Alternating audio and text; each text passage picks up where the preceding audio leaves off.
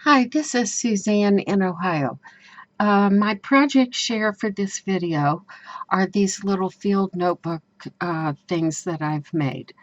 I just uploaded another video and I showed one similar to this, but it goes along with the journal. It's specific to the person that is buying the journal. But these are 3 extras that I made to put on my Etsy site. So I want to show you these today. If you're a nature lover, I think you'll enjoy these. Now, they're all essentially alike, except this one might be just a little bit more elaborate. So I'm going to show you that one. And then you can just kind of believe all the other two are almost exactly alike. It has an elastic closure that's self-attached, just stretches around. And then there's a little glass vial here with a date stamp on it that you could put a tiny little something in it if you're a field collector. And a name tag with a little label on the back side. A little swingy metal tag right here. And how it operates is it just simply unfolds, unfolds, unfolds, and unfolds. So since I can't get it all in screen, let's start here in the first panel.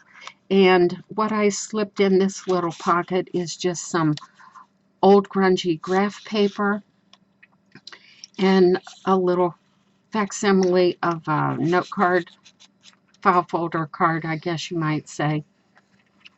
And on this panel, I created this little contraption here that allows you to stick bird feathers in there. 3 little compartments. So awfully, let's get that back in there. Okay, and then there's your little date and location if you want to make a note about your feathers or whatever. In this one, in this pocket, another little file folder with a piece of dried hydrangea on it, little nature snippet, and just an old piece of graph paper in case you want to draw something out. Now on this panel is your actual notebook. It unties, and then when you flip it open, there's a flip out here with a pocket, and I put in some labels, a famous quote, and then found papers. This is a stamp I just carved of a wild cucumber, so I made a little print of that and put it in there. These found papers are very old and vintagey looking. They open out, and then this, of course, forms a little pocket on there. Same thing here, forms a little pocket for you to tuck things in, whatever you might need to do. Okay, I can see I got a little stuck right there. Okay, this is if somebody had done their little field sketch of the milkweed and taped it in. And these wonderful grungy found papers. I hope my lighting allows you to see the really vintage coloring on it. Another little hand sketch of a woodland phlox. Fold out. You can see there's plenty of writing spots in here. This folds out, exposes another pocket, and here's some little specimen labels in case you have something and you want to wrap it up in paper and stick a label on it.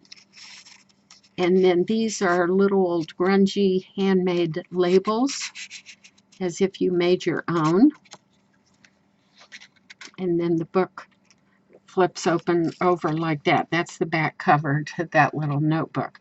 Here's a 3D pocket, kind of 3D. It's got a lot of space in it. There is a pocket behind it, more graph paper in there, and then these little elements in here, I'll show them to you. Another little file folder type of thing, cardstock, actually made out of a file folder, piece of old paper, and then a tiny little seed packet with an acetate window, in case you have some wildflower seeds you want to collect and take home with you. And those slip right back in there. And then in this pocket, this is a 3D pocket. It sticks up about 3/16 of an inch, and it's full of little treasures in here. So you have a little file folder type thing with some lines on it, a little stick with some tape in case you find a specimen and you want to tape it onto one of your little file folder cards, and then 3 little brown envelopes for putting specimens in.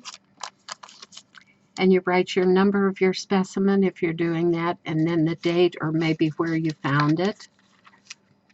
And those slip back in there. And then this is a little paper handmade measuring tape. I made 2 of them for each of these little field guides. One is in inches and one is in centimeters. And that's because when you find something or collect something, you might want to measure it and make a note over here in your notebook.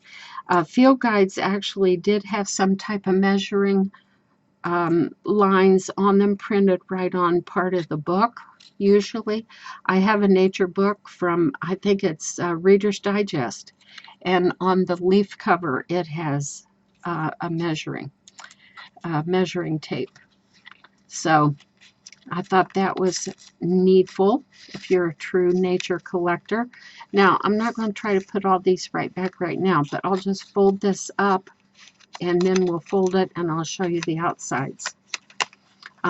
There's a little pocket here, and in that some more plain labels and a vintage map. And this one was very appropriate because it's a hand-drawn map of, it said Fox Pond Estates, and this is probably where the collector roamed a lot and collected all their samples.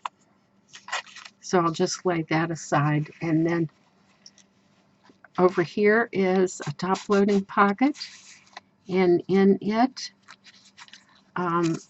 is a little card with a pocket and some old papers, just things that you can write on.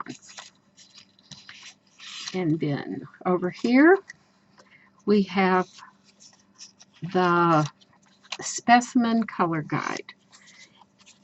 And this would be helpful if you were collecting plant matter and you wanted to make a note after you did your sketch. You wanted to make a note what color the specimen was when you really found it.